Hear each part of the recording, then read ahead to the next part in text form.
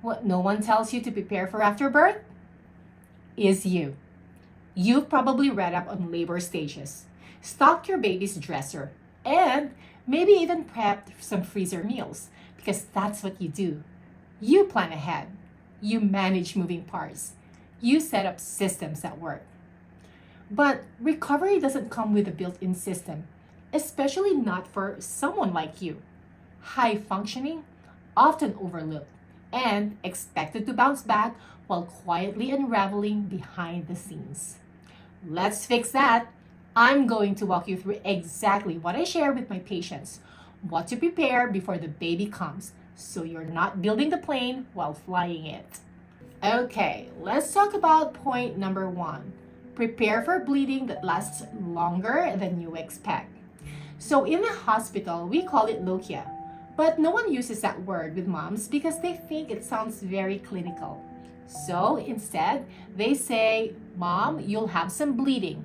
That's like calling a hurricane a little rain. Expect to bleed for up to 6 weeks, maybe even more for some women, even with a C-section.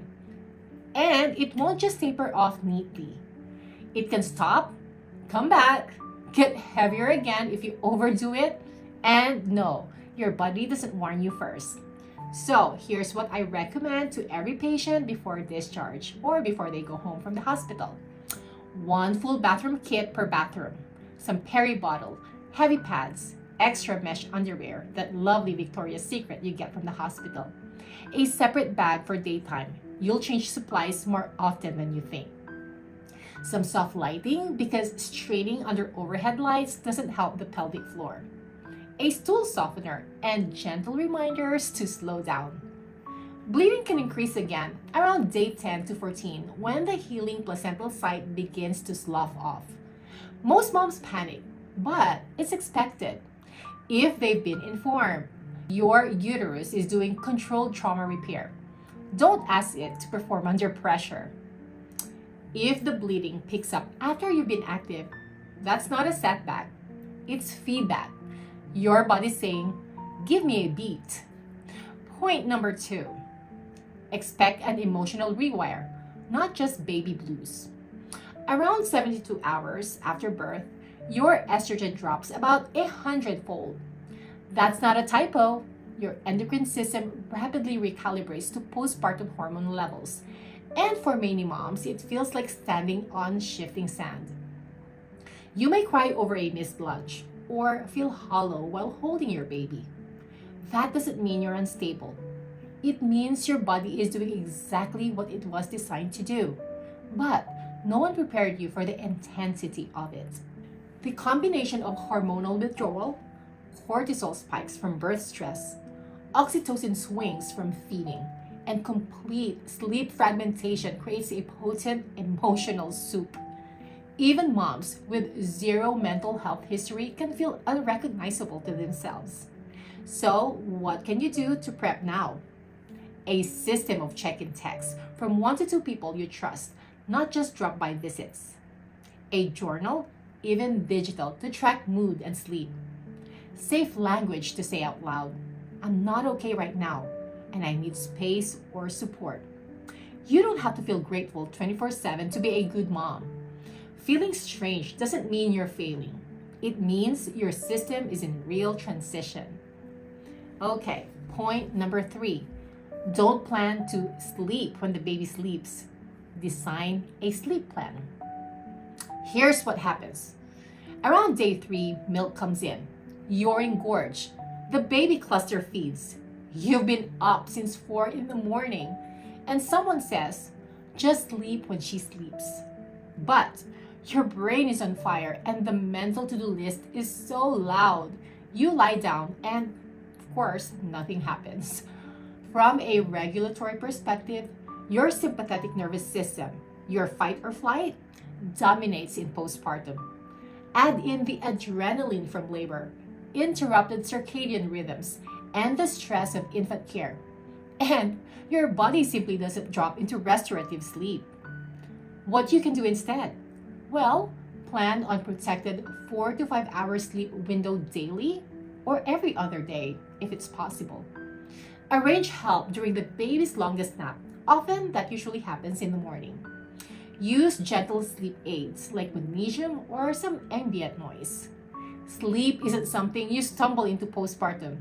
It's something you build protection around. If you want to map this out before you're too tired to think, I've got a free Simply Postpartum guide below. It's your roadmap to a confident and supported fourth trimester. With checklists, reflection prompts, and practical planning tools, it helps you prepare emotionally, physically, and mentally for life after birth without losing sight of your well-being. Okay, let's move on to point number 4. Prep for feeding your baby and yourself. So you'll hear a lot about feeding the baby, but postpartum nutrition for you, that disappears the moment the birth is over. So, what I see too often, moms eating 300 calories by 4 p.m., feeling dizzy, wondering why they can't produce milk or feel stable. And it's not about discipline, it's depletion. Let's talk about this for a moment. 3 points you have to remember. Point number 1, breastfeeding or pumping burns around 400 to 500 calories per day.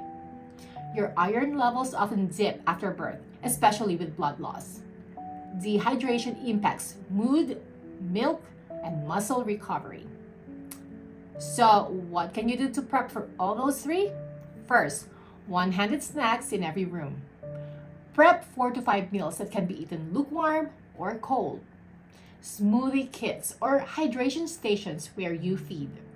Postpartum isn't the time to eat clean. It's the time to eat consistently. Recovery needs fuel. Rebuilding takes reserves. Okay, let's move on to point number 5. Recovery is not a season. It's not a finish line. This one is big. Many working moms mark their calendar. 6 weeks. The doctor clears me.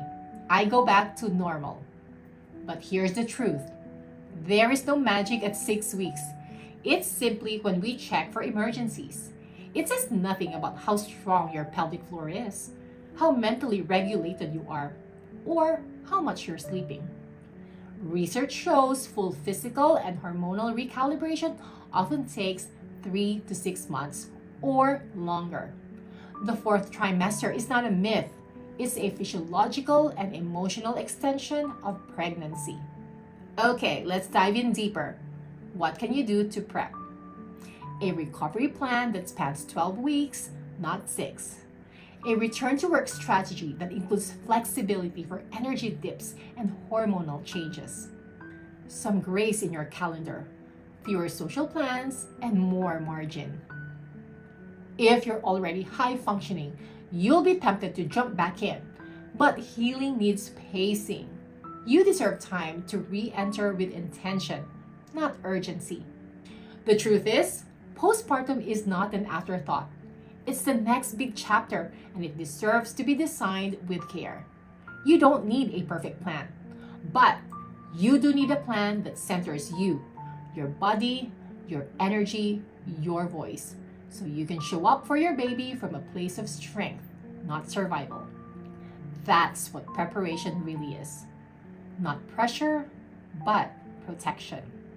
If you want to take what we talked about today and turn it into a concrete checklist, head to the link below. You'll get my free Simply Postpartum guide. It's printable, practical, and designed to support you, not just the baby. Okay, your next step? Watch this video.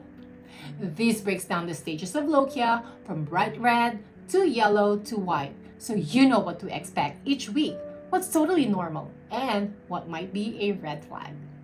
Thank you for spending this time with me today. Your postpartum recovery deserves clarity, not guesswork. Structure, not pressure.